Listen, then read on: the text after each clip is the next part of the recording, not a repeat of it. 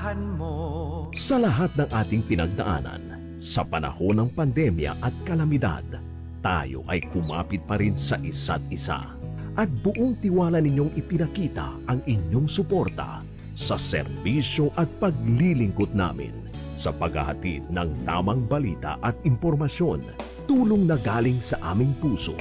Kaya naman, sa latest survey ng Kantar at Nielsen, nangunguna ang mga himpilan ng RMN sa buong bansa. RMN, Number 1 sa Luzon, RMN, number 1 sa Visayas, RMN. at number 1 sa Mindanao. Radyo ng buong Pilipinas. Buong karangalan ng mga radyoman ng RMN Networks ang maglilingkod sa inyo. Maraming salamat, RMN. Number 1, number 1. Wala nang iba. Radyo mo nationwide.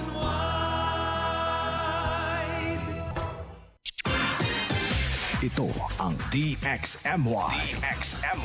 The Music and News FM station of RMN. Sa Cotabato. 90.9. DXMY. Mga kasama, oras sa buong kapunuan punto, alas 6 ng umaga. RMN. Minsan, hindi mo alam kung ano ang pinag-uusapan, kung sino ang nagtatanong, at kung ano ang tanong. Ngayon, ang tenga't isipan ay buksan. Intindihin ang bawat issue dahil tayo ang apektado. Straight to the point. Ito ang balitaan at talakayan na tunay na derechahan. Walang paligoy-ligoy, tagos, lubos, umaagos. Straight to the point. Mas malamang usapan, mas mabusising talakayan, komentaryong mas mauunawaan. Straight to the point. Tatak RMN. Radyo mo nationwide.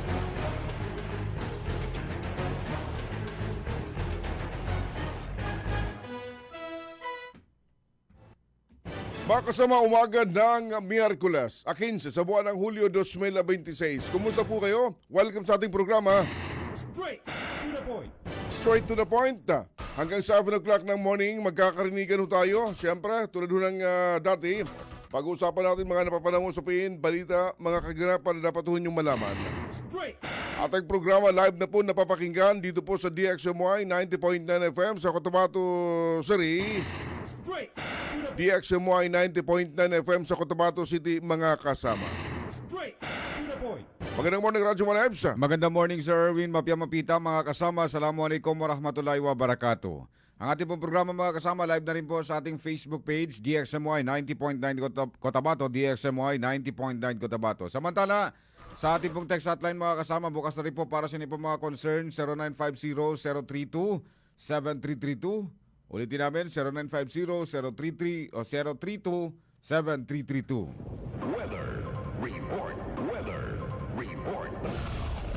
Mga kasama, sa kalagayan po ng ating panahon, apektado po ng umiiral na southwest monsoon na malaking bahagi po ng northern Luzon. Sa forecast po ng Pag-asa, ang Metro Manila at ang malaking bahagi po ng ating bansa kabilang hotel sa Bangsamoro Region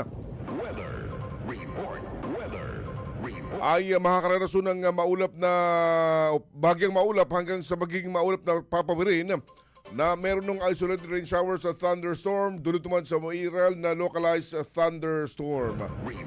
Babalaw ng Pag-asa yung posibleng flash flood o landslide sa mga panahong makakaranasan ng malakas na buhos ng ulan ngayong araw, mga kasama. Samantala mga kasama, sa temperatura naman ngayong araw, naglalaro sa 34 degrees Celsius hanggang 25 degrees Celsius. Samantalang sa Cotabato, mga kasama, abot sa 30 degrees Celsius ang ating init factor. Samantala, sumikat naman ang araw kanina 5:34 at lulubog mamaya sa Bangsamoro Region 6:04 ng gabi. Straight to the point. Mga kasama, sa muli, good morning. Kumusta? Straight to the point. Umaga ng Miyerkules sa 15 sa buwan ng Hulyo 2026. Straight to the point. Akinsinas na Radyo Manebs. Straight to the point.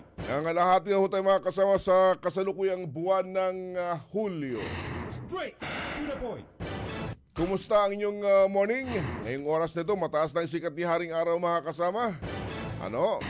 Straight to the point. Dito at kahapon, mga ganitong oras, medyo makalimlim pa. Pero ngayon, mataas na po ang sikat ni Haring Araw. Straight to the point. Ang daming usapin, daming mga balita kaganapan, mga pangyayari sa nakalipas na 24 oras. Straight to the point.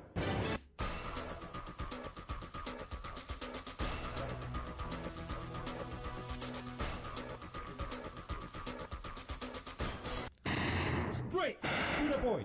Daming mga sinusubaybay mga usapin, ano? Straight to the point. Kayo ba'y nagising sa kalagitnaan ng inyong tulog kagabi? Straight to the point. Naramdaman kagabi. Malakas yung radyo Mike. Ah, Nasa ilan ba yun? Nasa may gate 5. 6.5. 6.5? Oh, 6.5. Base po sa advisory ng Freebox mga To the kasama. point. Ano na itala yung pag-uga ng pag-uga kagabi ng lupa, mga about pasado alas 11. Pasado alas 11. Oh, pas 11. Hindi na naitawag sa akin. Lumabas pa kasi ako doon that time kasamang Sir So Erwin. hindi ka matulog. Hindi pa. Kasi To the may point. naitawag sa atin na disgrasya dyan banda sa may Arit 6. Mm. Na kung saan nagkakarera na driver ng payong-payong. Oy. Ang pinagtataka natin kasamang Sir Erwin, nakapark yung tatlong sasakyan. Okay. Yung sa gitna, hindi tinamaan. Pero yung sa unahan pati sa likuran, yun yung natamaan. Straight. Sabi ko parang may anting-anting yung sa gitna. Straight. Hindi nasali. Umiwas sa kanya. Straight to the Kagabi, base po sa tala 11:49, alam mo, pag may mga lindol, napansin ko yung mga mobile phones ngayon, mga Oo. nag-a-alarm. Ay, sa ng tulog, bakit ang ingay? Bakit hindi pa naman siguro maaga para i-alarm tagisingin? Hindi naman ito yung alarm ko. Pero yung ibang mga smartphone din ngayon kasamang Sir Erwin, Oo. minsan hindi na rin sila nag-alarm. Mm. Kaya't, yung gumagamit ng iPhone, walang alarm.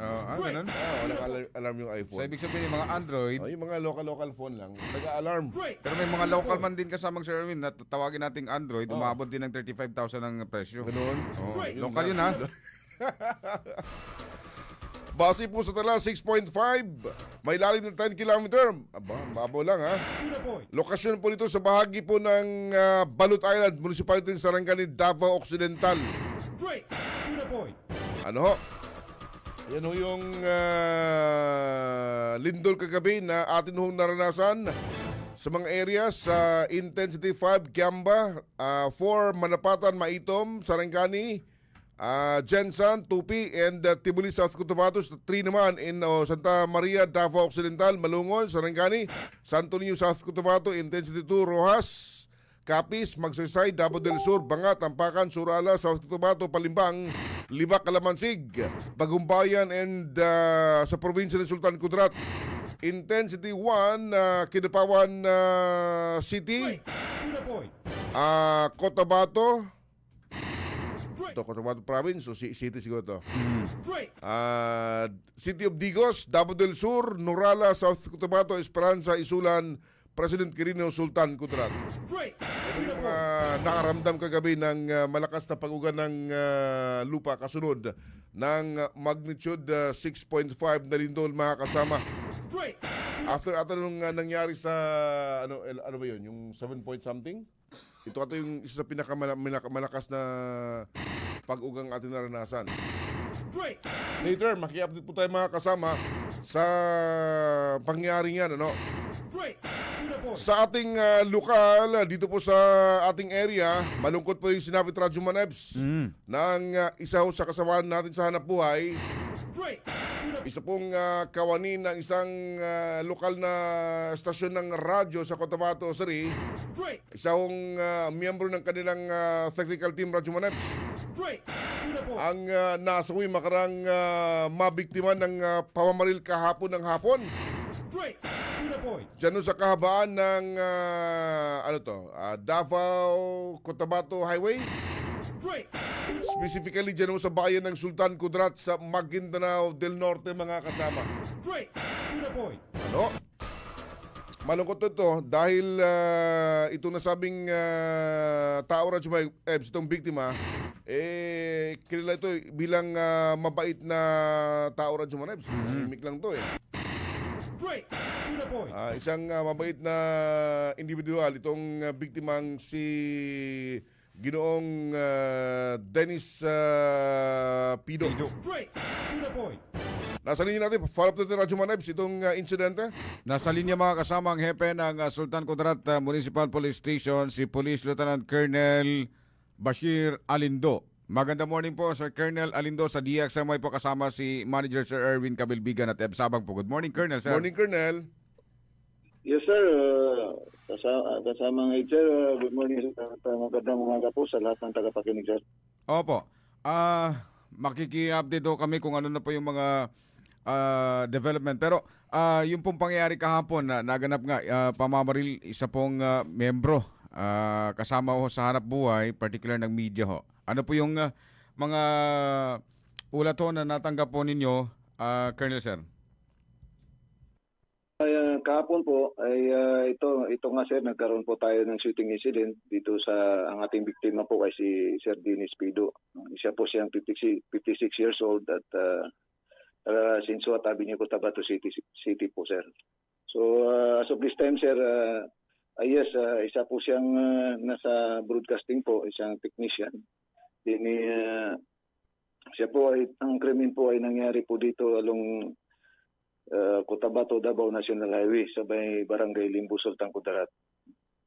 So the incident, sir, is we are still now conducting follow-up investigation para po sa identification ng ating suspects po, sir. Opo, initially, Colonel, sir, paano po ba nangyari yung pamamaril dito sa nasabing biktima? Yes, sir. Ang ating victim ay sakay po sa kanyang motorcycle na Honda CRF 300. So ito po siya po ay sinundan ng ating mga suspect. Then doon nga po, sir, sa nasabing lugar na yon ay pinaputukan po siya. Opo, nabatid At, ba? Opo. Pinaputukan po siya ng 4 na bisis at yun po, sir, sa kasamang palad na ano po siya, sir, na namatay, sir. Nabatid ba, Colonel, saan daw po nanggaling yung biktima and saan dapat yung kanyang direksyon bago siya barilin, sir? Opo, siya po ay ang direksyon niya ay papunta po siya sa kanyang trabaho going sa Cotabato City. Ganon din po, sinundan po siya, sir. Yung mga suspect natin, mayroon naman po tayo nakuha na kuhan, sir, CCTVs. But we are still developing that, sir, that footage, no, para maano natin possible identification na sir ng suspect. So, going siya ng Cotabato, most likely galing ho ng North Cotabato, Colonel, sir? Possible, sir, kung ano, sir. Possible, sir, ganun, sir, yung ano. Oho. So, base po doon sa kanyo-kanyo may CCTV footage na kinakuha, yung mga suspect, ano to, ilan katao, paano ho nasundan ito na sabing biktima, Colonel, sir? And anong posibleng baliligin namin? Yes, no, ang ano is medyo blurred kasi yung nakuha natin, kaya i-develop pa natin yung iba, baka may makuha pa po tayo, sir. Ito ay, sir, nakasakay po sa isang motorcycle, sir. So, ilang individual ho ito? Dalawa, sir. Dalawang ano natin, sir. Nakita doon sa CCTVs. But, sir, i-develop pa po natin yan, sir. Opo. Colonel, sir, yung insidente ho ng pamamaril, yung pamamaril po, along the highway lang din po ito siya, sir? Yes, sir. Along the highway lang po ito, sir, yung crime incident natin. Again, malapit, sir, sa Guling, Cotabato City. I see, opo. Sa pagsisiyasa to sa crime scene ho, ano-ano po ba yung mga na-recover na basyon ng barilo, Colonel, sir? Yes, sir. During the conduct of ng SOCO investigation, sir, nakuha din doon, sir, hanggang motor ng ating victim, din, saka yung mga iba't ibang identification, no? At saka may mga empty shell po din tayo nakuha. Opo. Before pa man ho, malaman ng kanyang mga kasamahan din po, kami po na nasa media ho, na siya pala yung naging biktima ng pamamaril. May mga nai-upload ho na video, Colonel Sir, na ewan ko kung ginagalaw ba yung gamit niya. Sa pagsisiyasat po ninyo, may mga nawala bang gamit? O kaya naman ayun din po ba yung mga gamit niya kung saan siya nabaril? Kompleto po, Colonel Sir? Yes, wala namang na sa mga gamit niya. Nandun naman po yung mga ID niya during the conduct of investigation, sir. Okay naman po, sir. Wala namang gamit niya, sir. Opo. Saan naman po yung tama ng nasabing biktima, Colonel Sir? Sir, ang victim natin ay tinamaan po sa kanyang katawan. At yun po yung dahilan ng kanyang pagkasakit, sir. Opo. Saan po yung entry point ng tama, Colonel Sir? Posibleng sa likod, sa tagiliran, or sa harap na bahagi po? Yes, sir. Ano pa natin yan, sir. No? Aha. We will hintayin pa natin ang result ng talaga, sir, ng medical niya, sir. Aha. So, ilang tama ho, Colonel, yung natamo ng biktima? Nasa mga 3, sir, o 4, sir, ang tama, sir. Dami. Anong armas, Colonel Sir, posibleng ginamit? May mga natukoy na po ba? Yes, sir. Possible, sir, na shoot firearms. Antayin lang po natin, sir, yung result, sir, ng ating investigation. Opo. May itong biktima to, dead on the spot o naisugod pa sa pag-abot ng Colonel Sir? Yes, sir. Immediately, sir, naisugod po siya sa hospital. Hindi po sa inasang, sir, pagkataon, sir, at na pagdating ng hospital, sir, ay binawian na po ng buhay ang ating victim, sir. Mhm. Initially, ano po yung nakikita ho yung posibleng motibo? Ano po yung mga lead na sinusundan ho ninyo sa krimeng ito, Colonel Sir? Yes, sir. So now, sir, ano po natin kung ano yung possible na motives. Pero sa mga ganito, sir, malamang, sir, tingnan po natin sa kanyang background, baka sa mga grudge o mga ganon, sir. Nakausap na po ba ninyo ang miyembro ng kanyang immediate family? May statement na ho ba silang binigay sa ating otoridad, Colonel Sir? Yes, sir. No, sa SUPNAW, sir, nagkakandak po tayo ng follow-up investigation. Sige lang, sir. We will, update, sir, kung ano man. But initially, sir, yun nga, itong tao na ito ay nagtatrabaho dyan sa ating impilan at isa po siyang technician. Mhm. Yung, So, opo. Yes, sir. Opo. Nasaan na ho yung mga labiho niya at yung mga gamit niya, yung motorsiklo, Colonel Sir? Ito ba yung naibalik sa pamilya po niya? Yes, sir. Sa ngayon, sir, kahapon, sir, after nung pumunta po tayo doon sa hospital, ay nakakuha na po siya ng kanyang family. And yung mga other na, sir, is nasa kanila na po. Opo. Kasunod po ng insidente, marami po mga lumabas na mga espekulasyon, partikular sa mga motorista ho natin, nagpayag ho ng pangamba sa mga nagsakay ho ng motorsiklo kapag dadaan ho sa highway. Ano po yung payo ho ninyo sa mga motorista, sa publiko? Colonel Sir, kasunod po ng insidente ito. Yes, sir. Maraming salamat po, sir. No? Sa mga motorista naman po at sa mga ating kababayan, sana po huwag po kayong mangamba dahil ito po ay pinangatan na po ng paraan para matukoy po at saka ma-identify natin yung suspect. And then, nasa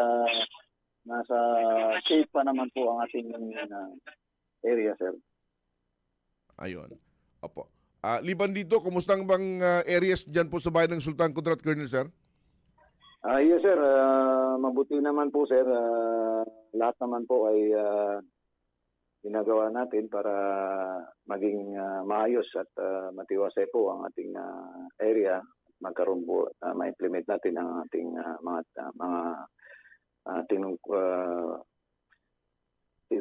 sinumpang mga tungkulin ng ating mga kapulisan, sir. Ayun. Colonel Alindo, sir, salamat ng marami sa oras, information. We'll keep in touch po sa mga susunod na oras, pagkakataon para po makakuha ng development kaugnay po sa investigation sa nangyaring insidente ng pamamaril kahapon kay Ginoong Dennis Pido, Colonel, sir. Salamat po na marami. Yes, sir. Marami pong salamat din po, sir, sa pagkataon na ito, sir. Good morning po. Good morning po sa inyo. Lahat ng tanong, straight to the point. Mga kasama, si Police Lieutenant Colonel Bashir Alindo ang hepe ng Sultan Kudarat Municipal Police Station ng Maguindanao del Norte, PPO. Yun po yung malungkot na insidente kahapon, ano? Straight to Kung the saan biktima, isang broadcast media technician ng isang lokal na istasyon ng radyo dito po sa Cotabato City. Particular dyan sa Notre Dame Broadcasting Corporation, mga kasama sa downtown area. NDBC. Oo, kakalungkot itong insidente. Itong si Ginong Dennis Pido, kilala ito bilang mabait na tao, Radyo Manebs. Tahimik na mama. Pag nakita mo, Smile masarap itong mag-smile. Straight to the point. Mga ilang taon na ba ito siyang Nasa nagserbisyo? 50 plus, 56 ata ang edad niya. I don't know kung ilang taon na sa serbisyo. Umabot na ba ng 30? I don't know, wala tayong Walang- idea. wala. Pero matagal na, no? Oh, nung magsimula tayo sa radyo, Dennis Nandiyan na siya. Pido na yan. Doon na, no? I don't know, sinong nauna si Chip Alvin? Straight to the point. Mas nauna siya? Oh, mas nauna pa kay Chip Alvin. Straight. Nang 3 taon? 2 taon? Sabihin, mga nasa... Mga almost 30. 28. Mga 30 na plus, Chip?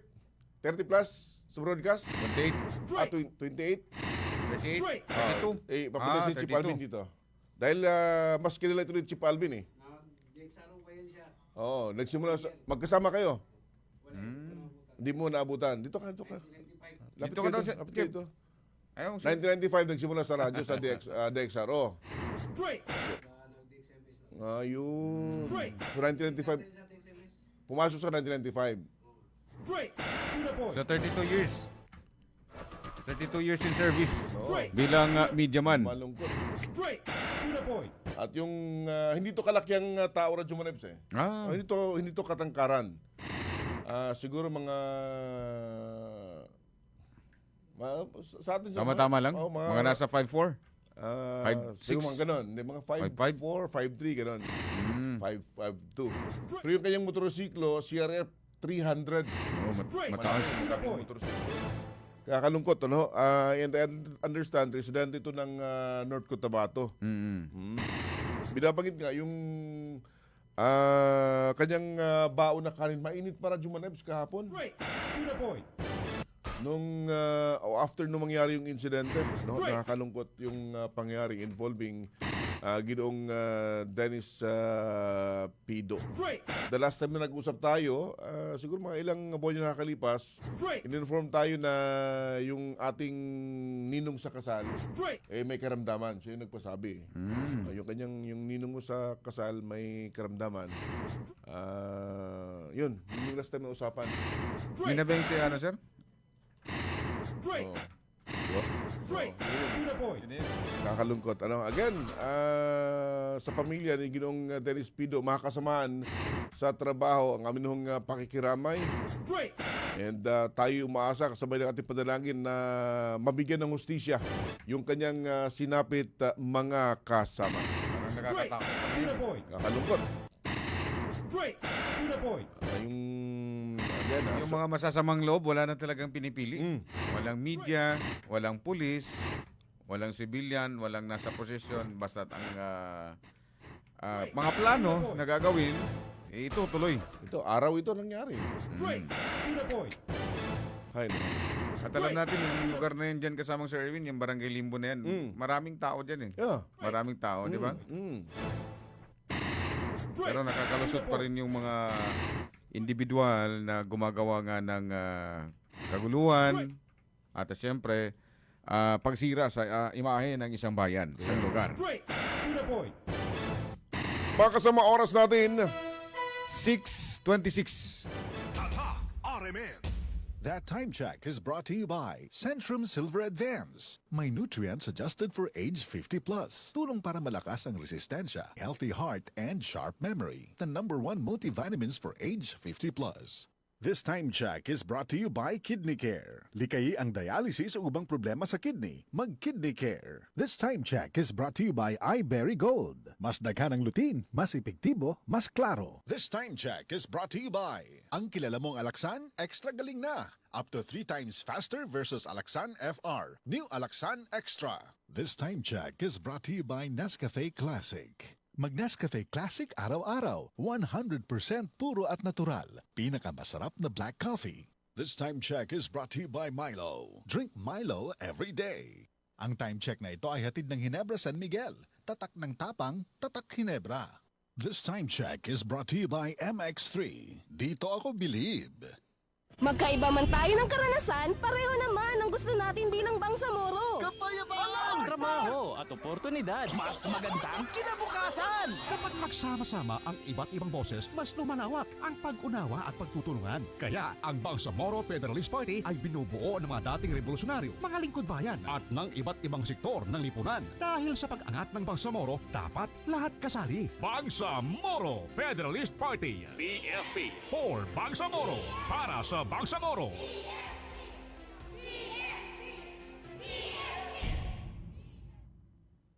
I'm Maria Janet Azarcon from Davao City. Dancing is my passion, pero minsan, hindi maiiwasan na nakakaramdam ako ng pananakit ng tuhod. Salamat sa Panginoon, I met MX3 Capsule. Based on the Journal of Aging Research and Clinical Practice, malaking tulong ang MX3 Capsule para maibsan ang pananakit ng tuhod kasabay ng tamang pagkain at exercise. No worries na ako sa sakit ng tuhod. Thank you MX3 Capsule. Dito ako believe.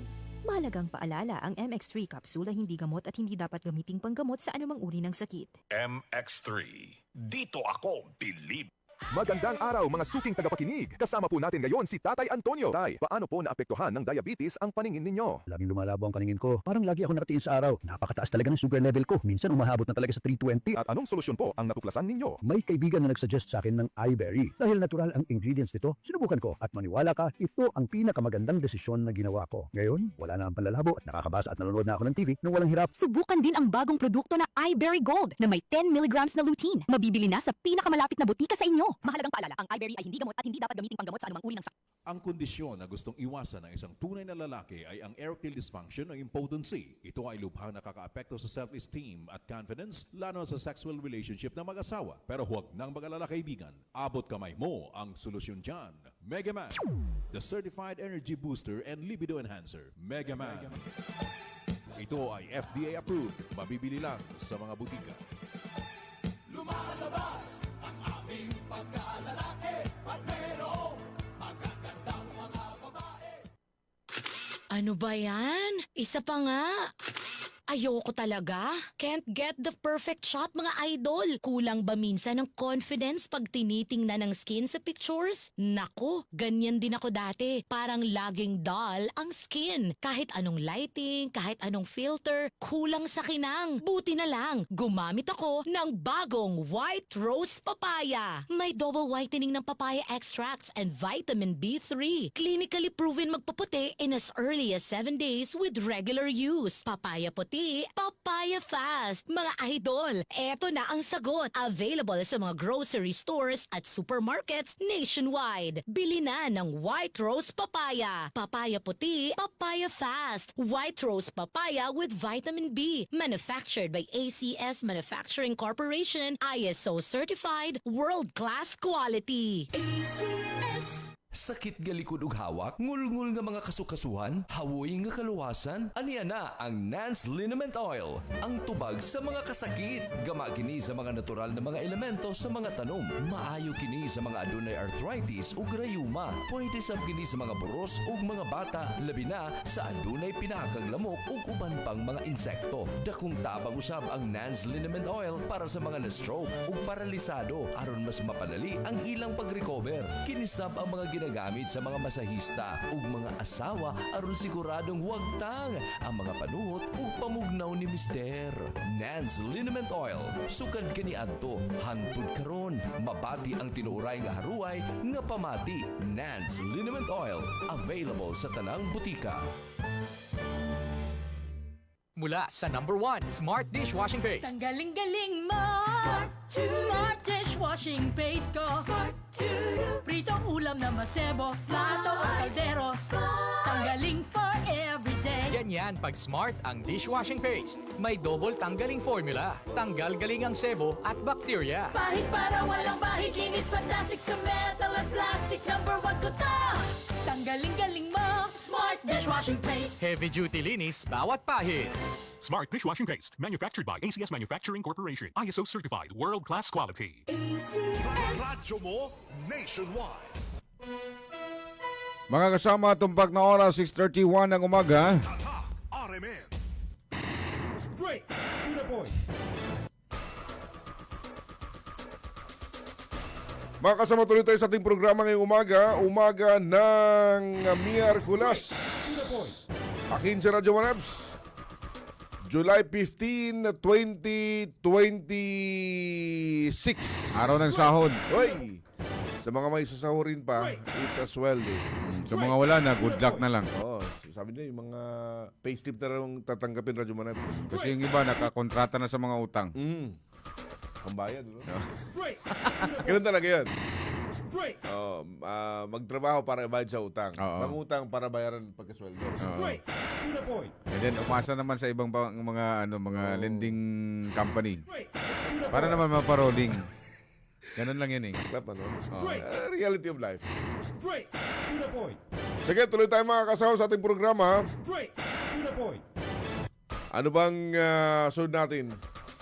Ang lindol. Lindol. Baka makakuha pa tayo ng dagdag na information mula sa taga-Feebox kasamang Sir Erwin. Dahil isipin na lang natin mga kasama, ang lindol kagabi, epicenter pa rin, Sarangani pa rin. So ibig sabihin, hindi pa rin talaga natin masasabing safety yung mga kababayan natin dyan sa Sarangani. No, lalo't may mga naiulat na bitak nung unang malakas na lindol. And then yung mga intensities na kasunod, malalakas din. Then nasundan ng itong Inday. Kaya nga may pagguhong nangyari. Ito yung binabit na peligro. Doon sa mga tinamaan ng lindol, may mga bitak, yung posibilidad na pagkakaroon ng landslide kapag may ulan na malakas.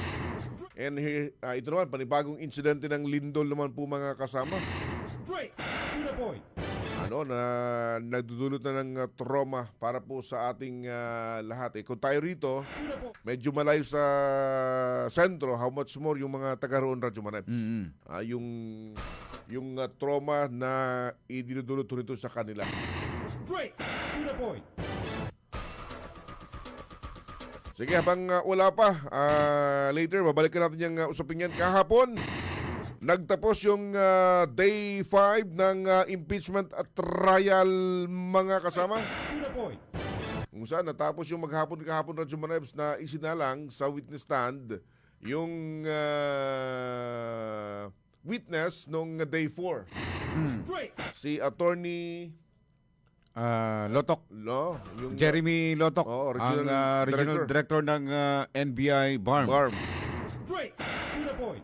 And kahapon sa nasabing trial, mga kasama, ilan sa mga highlights binabanggit Radyo Manabs sa 5th day ng impeachment trial.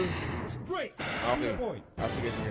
May konti, babalikan natin yan, mga kasama. Sige. Nasa linya na, Radyo Manabs. Si Engineer Amil Bahar, Rainier Amil Bahar, mga kasama ng Feebox. Magandang morning po. Dalawa itong hawak ni Engineer Amil Bahar pala ngayon, ang CDO and Cotabato City. So, dalawang lugar. Magandang morning po, Engineer Amil Bahar sa DXRMI po, kasama si Manager Sir Erwin Cabilbigan at Ebs Abang po. Good morning, Engineer. Morning po, sir. Yes.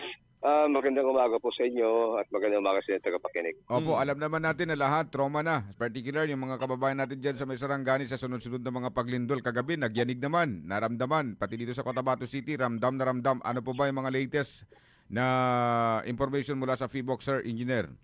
Well, nagkaroon tayo ng pagyanig kagabi. July 14, exactly 11:49 in the evening. Kung saan ang epicenter is 53 kilometers southwest ng Balut Island, Sarangani, Municipality of Sarangani, Davao Occidental. So naramdaman po ang pagyanig, halos lahat po ng mainland na Mindanao nakaramdam po ng pagyanig. Opo. Sa Sarangani, yung epicenter, ano naman po yung mga bayan ho, Sir Engineer, na kung saan naramdaman itong pag-uga ulit ng lupa? Well, lahat po na malapit po doon sa Balot Island, dito sa Davao Occidental, nakaramdam po na intensity 5, including General Santos, then yung iba, hindi na ako particular po sa mga lugar dahil pasensya na po on travel po ako kasi ngayon dito ako sa northern part ng Luzon. So, hindi ko masyadong minomonitor ano yung nangyari sa baba. So, nakaramdam din po lahat po ng halos intensity 4, intensity 3, and intensity 2 yung mga kalapit bayan po. Opo. Engineer, sir, itong pag-uga kagabi, sa dagat, sir, nag-originate po?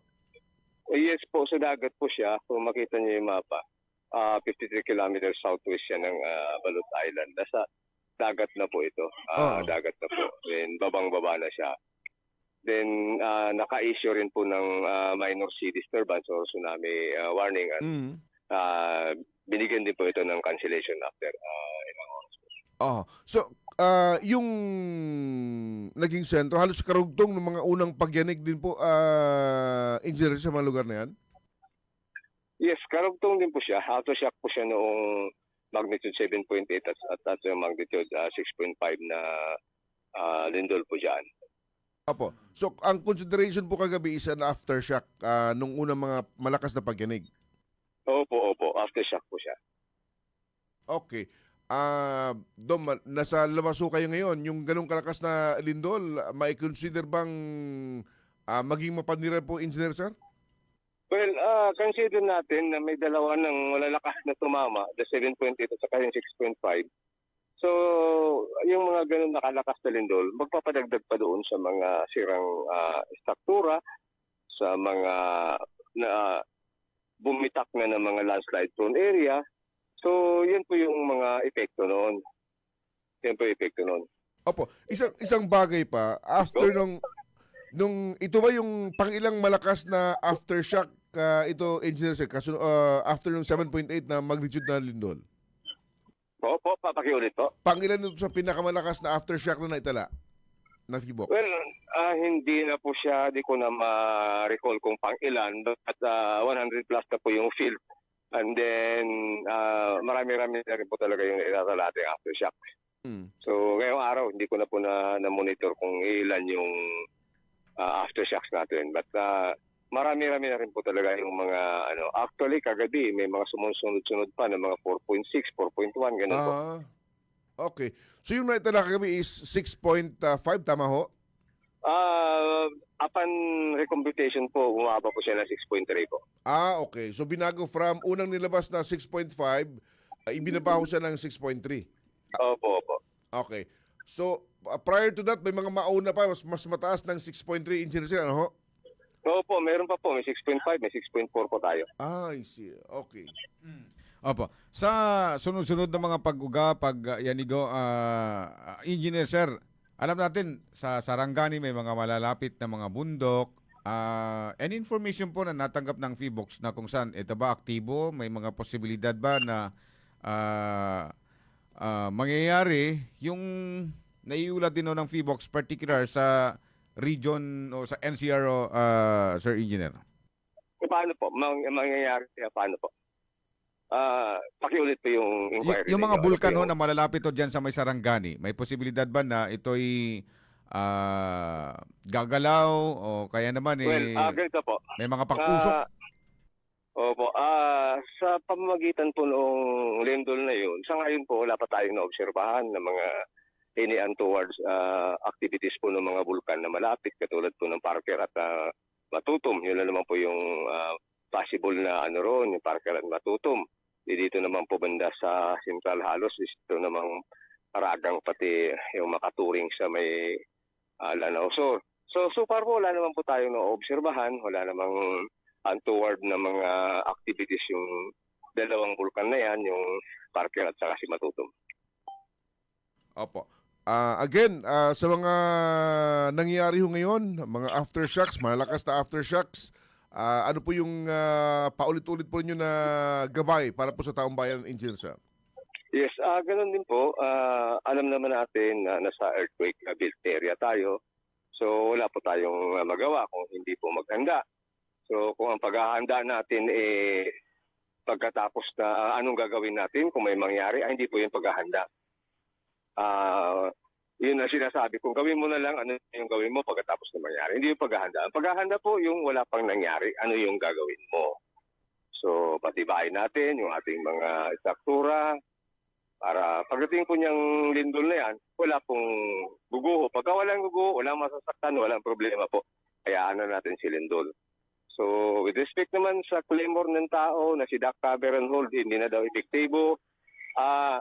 Anyway, pagka may malakas na lindol, let the earthquake whisper you to do the duck cover and hold. Kasi hindi ka naman talaga makakatayo pagka malakas ng lindol. Kaya po, ina-advise natin na do the duck cover and hold para hindi ka tutumba, hindi ka mabagok, hindi ka masasaktan. So, yun po. So, kung sa tingin nyo, hindi na sa mga na hindi na raw effective, well, let just the earthquake whisper you to do the duck cover and hold. Yan po yung pinaka-statement ko dyan.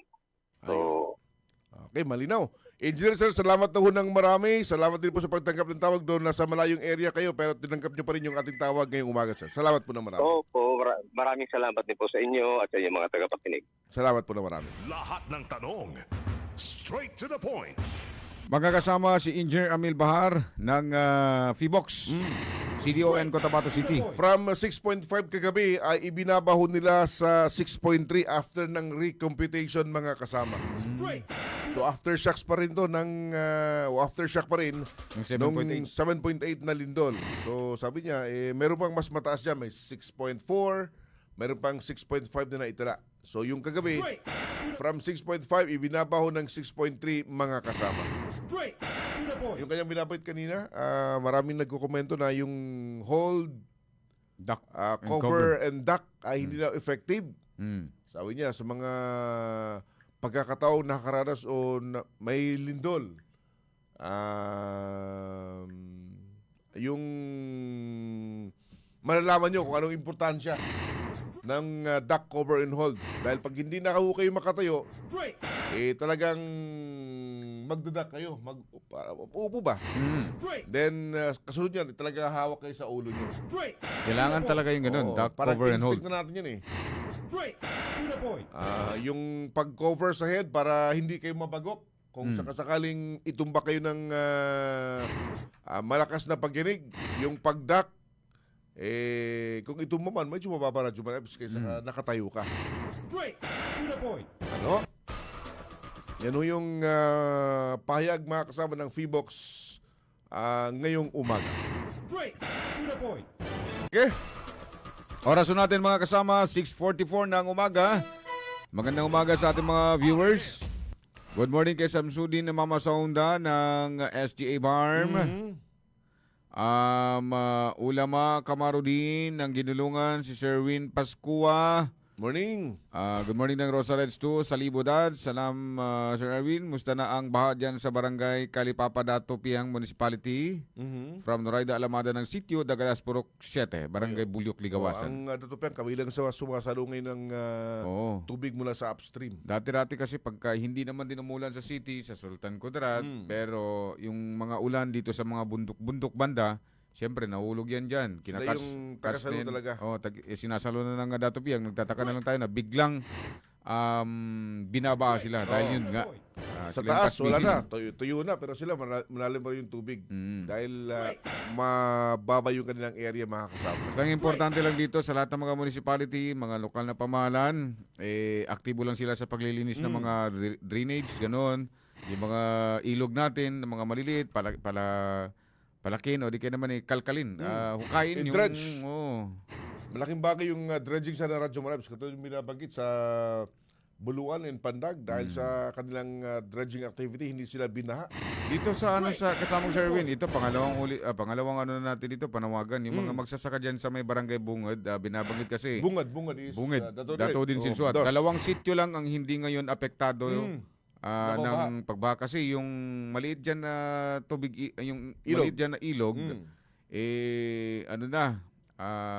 going to na siya kasamang Sherwin, parang hindi na siya. Hindi na ilog. Hindi na ilog. Mababaw na. Mababaw na kasi yung lupa heavily silted na siya. Pero yung mga magsasaka dyan, patuloy pa rin nilang inaalagaan kasamang Sir Win dahil malaking bagay para yan sa kanila sa mga sakahan nila. Of course. Yung importansya ng ilog sa mga magsasaka, dito yung imbakan nila ng tubig para sa kanilang sakahan. And then, sinasabi nga kasamang Sir Win, since na gano'n na nga, umaapaw ng tubig sa ilog, may isang sitio sa may Barangay Dados ang apektado na rin. So pinasukan na ng baha o ng pag-apaw ng tubig. So yung mga nila dyan, pananim nila, wala na. Yung iba nasa ano na talaga? Nasira na. Yung mga tanim na mababad sa tubig, abutin ng isang linggo. Sigurado masasira yan. Liban lang sa palay siguro. Magandang morning kay John Vincent Samson, Edna Baltimore ng Rosarich 9, si Giaria Sahid, salam po idol, shoutout po kami dito sa may bubong Kalanganan to. Always nagiginig po sa inyo, salamat po from Giaria Sahid. Good morning. Si Sir Tut Sapto, good morning. Oy, Press!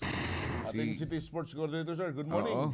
Si Sir Farids, Ma'am Farids, Abdul Rahman Impal. Good morning din sa City Administrator ng Sultan Kudarat. Si Admin Sultan Sir Banjo. At yung administrator natin dito sa City. Si Sir Abdul Wahab Mitimbang. Good morning po sa inyo. Randy Santisas, good morning din. Si Sembay Adam, si Bedstar Anton, Mayin Masukat Akan, good morning din ng binabati niya yung kanyang asawa na si Hadja Minda Norhain Pika Akan. Good morning.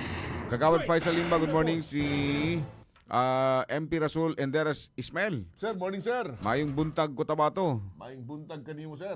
Si Julieta Losario Pagubo, good morning din. Sa Mera Kamal, si Miss Bunko ng Qatar. Bay umukol sa Mitimbangwaya ng MB Tamuntaka, si Kadigya Rahman Abdullah. Hey Ma'am Diggs, morning. Morning.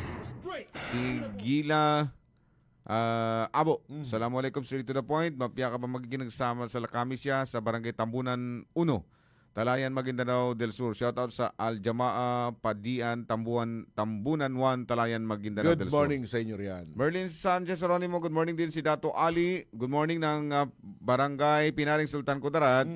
At si Wahida Akan, mamalapat ng SJ Barm sa May Kadayangan. Good morning. Good morning. Report tayo mga kasama. Eto mga kasama,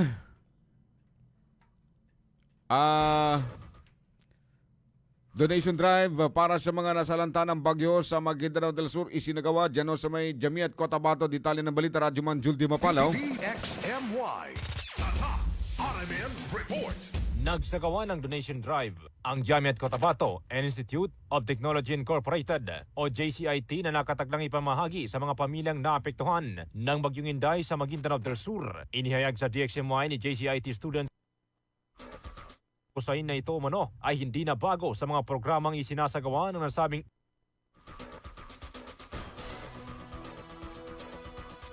ang pamunuan ng JCIT. Helping Hand Donation Drive po ay para po sa panawagan para makalikom o humingi ng tulong para sa mga kababayan na natin na naging or apektado nakaraang Bagyong Inday. So alam po natin na although nakaraan na po or lumipas na po yung Bagyong Inday, meron po itong naiwan na epekto. At gaya po ng nakikita niyo sa ating tarpaulin, isa po sa mga target area Maguindanao del Sur or home bayan ng Maguindanao del Sur. So yung ganitong inisyatiba po, hindi na po ito bago. Before po, meron din po nangyaring ganitong inisyatiba kung saan ang mga student organization ng Jamiat Cotabato nagbigay din ng mga Islamic perspective sa nasabing gawain si JCIT Kuliah Department Dean Dr. Muhammad Gandalo na inaasahang maging gabay at panghihikayat sa lahat ng makikibahagi sa kanilang programa. Sa ngayon ay bukas sa mga nais na magbigay ng kahit gaano kalaking tulong sa mga nasalanta ng nasabing sakuna ang pamunuan at makakaasaan niya ang lahat na may aabot sa kung sino ang labis na nangangailangan ng tulong ang kanilang ibibigay. Suportahan tanong to mubadara no mga sa ICC kano kabalimod kano mga tabang manot matiwalo para siya kano mga naipiktuhan no si magad pa niya nagkapilagay Baguio kinapagulan kinandagan bilang niya ba sa niya so kuana tanong program tanong initiative ng mga estudyante. So ACC, so Student Affairs sa kana Jamiat Cotabato. Bilang kanu niya ba, supposed to be na arani niya asalin siya kanu Sharia. Bikuan atom siya Sharia na nalaw na gulbakanton. Bagilin tanaw iunayan ni siya kanu kitab Quran, hadis. Kasama mo sa DXMY 90.9 RMN Cotabato, Radyo Man Julie Mapalaw, Tatak RMN. Radyo mo nationwide. Maraming salamat Radyo Man, Jul Di Mapalaw. Samantala, may gitisang daang mga mag-aaral naman dyan sa may paamo din nakatanggap ng school supplies mula kay MP Malang. Detalye ng balita, Radyo Man Maestro Rahib Mansao. XMY. Tatak RMN Report. Mahigit 100 mga mag-aaral sa Simsiman Elementary School sa Barangay Simsiman at Buricain Elementary School sa Barangay Buricain sa bayan ng Pahamulin sa Special Graphic Area ng Bangsamoro Autonomous Region and Mos Mindanao ang nakatanggap ng school supplies mula sa tanggapan ni Special Graphic Area Administrator at BTA Member of Parliament Butch Malang. Personal na pinamahagi ni MP Malang ang mga bags na naglalaman ng school supplies sa mga benepisyaryong mag-aaral. Ayon kay Malang, mahalaga nga suportahan ang edukasyon ng mga kabataan para sa kanilang kinabukasan dahil sila ang pag-asa ng susunod na henerasyon. Nagpahayag din ng pasalamat ang mga guro, mga magulang at mga estudyanteng mga benepisyaryo sa natanggap na tulong na anilay malaking ginhawa para sa kanilang pag-aaral at gastusin sa kanilang mga pamilya. Sa DXMY 90.9, Radyoman Maestro Rahib sa Tatak Armen. Radyo mo nationwide. Maraming salamat Radyo Man Maestro. Samantala, itong sinasabing teenage pregnancy, nanatili pa rin ang hamon dyan sa may Region 12. Kasi pagka ganitong pinag-uusapan, teenage pregnancy, walang nakakaiwas. Sa detalye na balita, Radyo Man DC Mangod. DXMY. Tatak RMN Report. Patuloy na nakaaapekto sa mga pamilya at komunidad sa Rehiyon 12 ang issue ng teenage pregnancy. Ayon kay Commission on Population and Development o CPD Region 12 Director Desiree Concepcion Garganyan, hindi na lamang ito issue ng kalusugan, kundi population development issue na nakakaapekto sa oportunidad ng ilang mga kabataan na makapagtapos ng pag-aaral at makatagpo ng mahusay na trabaho.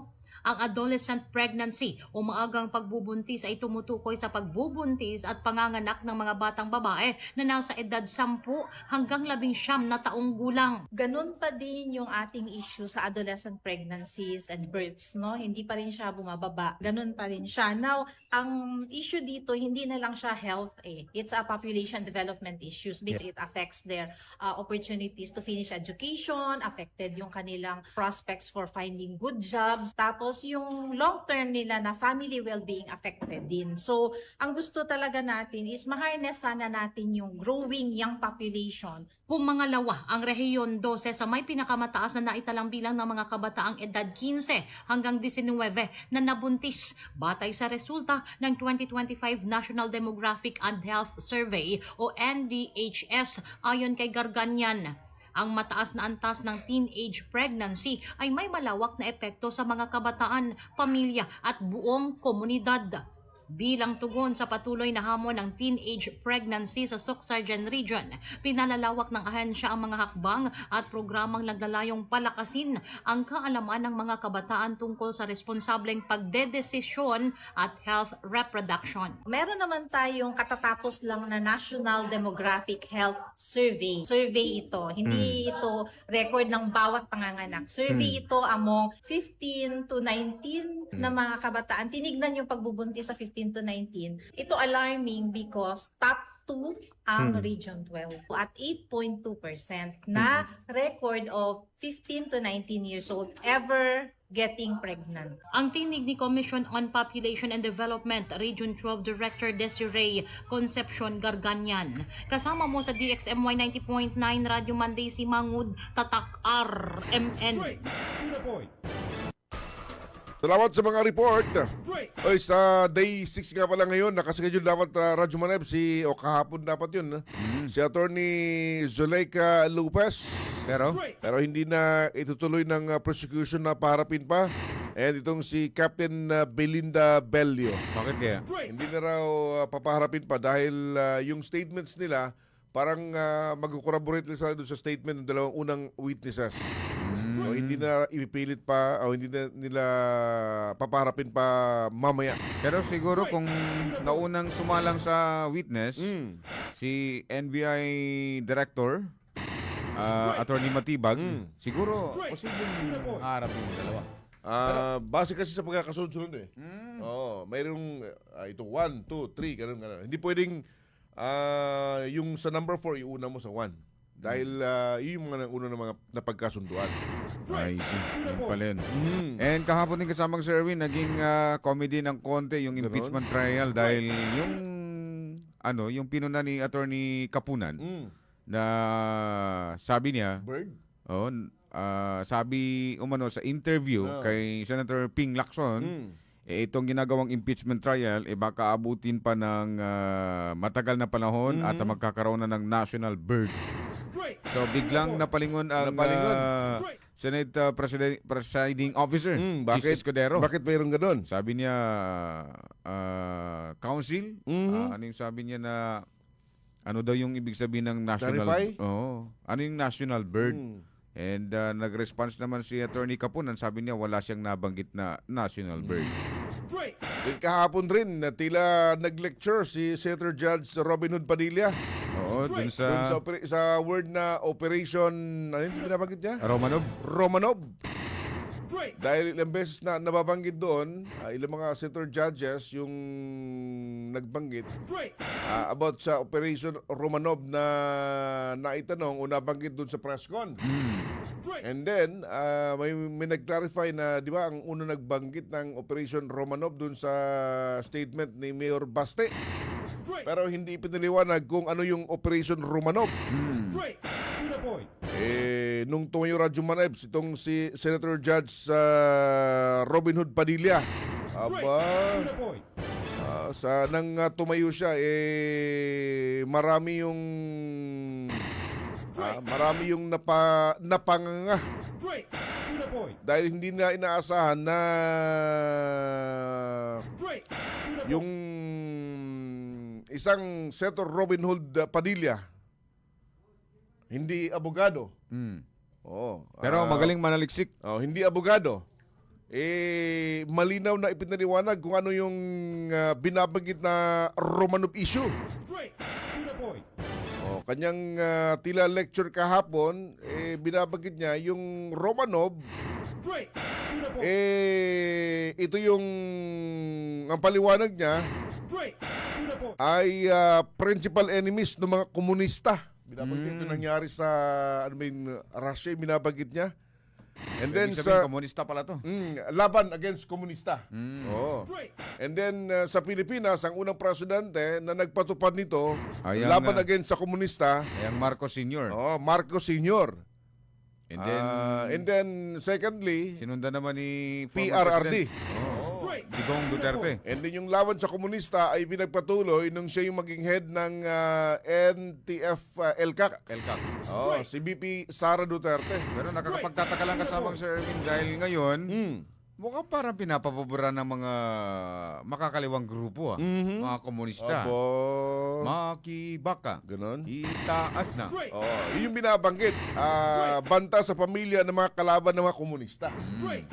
Bakit na ipasok yung issues? Yung issue na to may kinalaman doon sa sabing alleged na banta rin sa buhay ng Vice Presidente at ng kanyang pamilya. Maraming so at least maraming lumaki yung mata ba? And yung pala yun. Wala man lang ibang nagbigay ng paglilinaw. So at least nalinawan yung iba kung ano yung ibig sabihin ng Operation Romanov. Samantala kasamang Sir Erwin sa House Prosecution naman, si Akbayan Party List. Bakit? Ang sabi niya, gulong-gulo na raw ang defense team ni VP Sara dahil nga sa umaarangkada ang legal team ng House Prosecution. Dahil nga sa mga ebidensyang inilatago nila. May mga nagsasabi naman sa publiko, sa social media, na yung ebidensya, malinis naman din ang pagkakawa. Pero may gusot pa rin konti. Dahil meron ngang, ano yung kahapon, binabanggit na ang subpoena Dalawang beses na ibigay. Yung dalawang sumpina na instead na hindi dapat magkasabay, sa isang araw lang na ibigay. Typo error. Yun, may typo error. Yung day 4 na mention din yan. Pero pagdating kasi sa cross-examination, dito talaga nakikita kung sino yung nagsasabi ng totoo eh. So, iba rin talaga pag cross-examination na nangyayari. Ganon. So tayo as audience, mayroon tayo kanya-kanyang mga pananaw. Kanino napunta ang day 1, kanino day 2, day 3, day 4. Sinong nakalamang, sinong dihado. Di ba? Depende yan kanino ka papanig. Kung papanig ka, yung puso mo, panig doon sa prosecution, talaga paglalaban mo, kaming lamang. Kung yung puso mo, panig sa depensa, whatever happens, ganun tayo eh. Pero ganun tao. Ang challenge doon talaga mga kasama dito sa ating mga Senate judges, kung papaano nila titimbangin dahil yung impeachment na ito,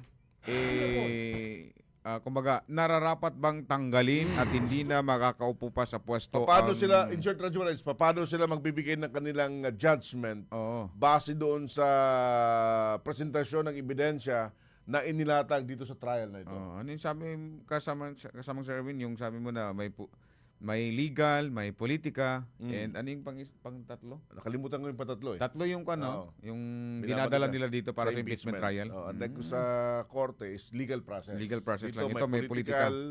May legal. Nakalimutan ko isang binabanggit nila nung day 1. Kasama rin ba yung yung sinasabing religious? Hindi. Wala mention. Sige, mamayang hapon, day 6. Meron pa pala, no? Last day in for the week. Sige. So, abangan mo mga kasama sa FB page ng DXMY and then later, alas 3, mapapakinggan po nyo sa radyo live yung pong pagdinig. Magandang morning kay Kagawad Romeo Fernandez Collado. Morning, sir. Na kung saan nagiginig dyan sa may Rosarets 11 at si Black Hawk Ala, si Sara Sakandal, at ng iba pa, good morning ho. Good morning. Sa ngalan po ng mga partners natin sa Master Control, Chief Alvin Castillon, sa Digital Gino Ricardo Madama Jr. at Coordinator Radyoman Maestro Rahib Bansa. Kami yung nakasama, Radyoman Ebs Abang. At Radyoman Erwin Kabilbigan, Tatak Arimen. Radyo mo nationwide.